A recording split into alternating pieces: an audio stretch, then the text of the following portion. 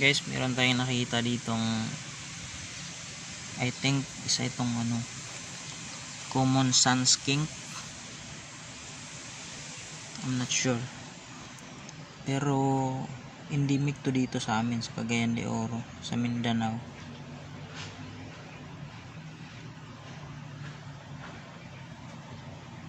Sayang, namatay.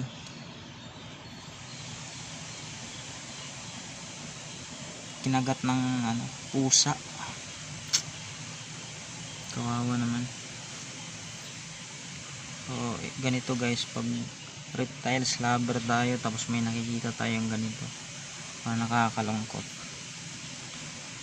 Although mahal din naman natin yung mga pusa natin, pero nakakalungkot lang.